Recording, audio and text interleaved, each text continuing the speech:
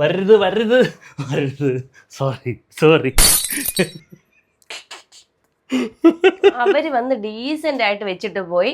അപ്പോഴും ഞാൻ വിചാരിക്കുന്നത് അയ്യോ ഒരു പൊടി പോലും തറയിൽ വീഴാതെ അവർ അത്രയും ഡീസന്റ് ആയിട്ടാണല്ലോ ചെയ്തിട്ട് പോയെന്ന്. ചെറിയൊരു കൈബദ്ധം പറ്റിപ്പോയി ഗൈസ്, വേറൊന്നുമല്ല. അത് ശരി തന്നെ. ആ പിള്ളേര് കാണുമ്പോ എന്ത് വിചാരിക്കും? അതെ, അവര് കാണുമ്പോഴല്ല അവർ അത്രയും നീറ്റ് ആയിട്ടാണ് അത് ചെയ്തിട്ട് പോയത്. ഓക്കെ, സംഭവം വേറൊന്നുമില്ല.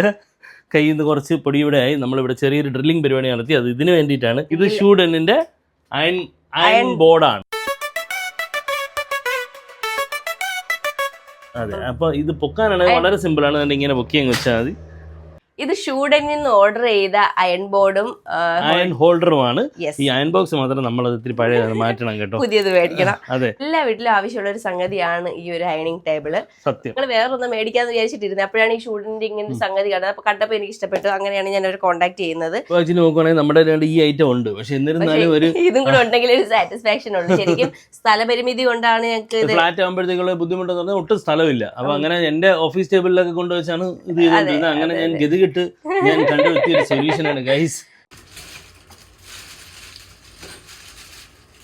അപ്പൊ സംഭവം അങ്ങനെ വാൾ മൗണ്ടഡ് ആയിട്ടാണ് വരുന്നത്. അവർ ഈസി ആയിട്ട് കൊണ്ടുവന്ന് ഇൻസ്റ്റാൾ ചെയ്തിട്ട് ടപ്പടപ്പേന്ന് പറയും. ഒരു 5 മിനിറ്റ് 5-10 മിനിറ്റ് വളരെ. അതൊന്നും എനിക്ക് ഇഷ്ടപ്പെട്ടെന്ന് വെച്ചാൽ ഈ ചവറുവരിയാണ് അവർ ചോദിച്ചത്. നമ്മൾ ഷീറ്റൊക്കെ ഇട്ടെന്ന് പറഞ്ഞാൽ വേണ്ട, ചവറുവരി എന്നാ മതി. എന്നിട്ട് അത് അതിന്റെ അടിയിലോട്ട് വെച്ചിട്ട് ഡ്രില്ലെന്ന് 2 ഡ്രില്ല് അടിച്ച് അങ്ങ് വെച്ചിട്ട് എന്ത് ഡീസന്റ് ആയിട്ട് ചെയ്തിട്ട് പോയി നോക്കും. ചെയ്തിട്ട് പോയിട്ട് ചേട്ടൻ ഇങ്ങോട്ട് ശ്രദ്ധിക്കാതെ വന്ന് കാലിട്ടങ്ങ് ഇതാക്കി.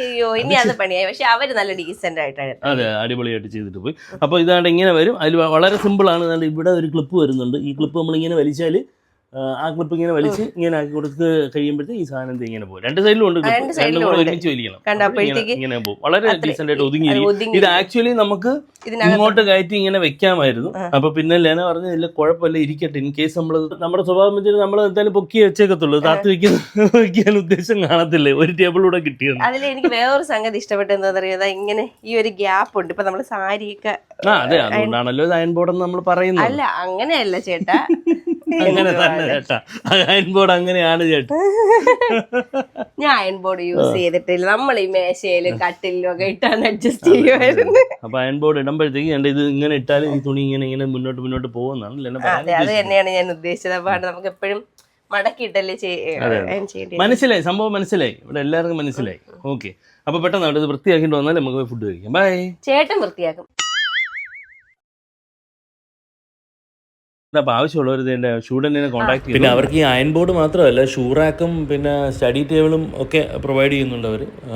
പിന്നെ അവർക്ക് ഓൾ കേരള, തമിഴ്നാട്, കർണാടക ഒക്കെ ഡെലിവറിയും ഫിറ്റിങ്ങും ഉണ്ട്. ഓക്കെ, അപ്പോൾ thank you so much. Love you all. By.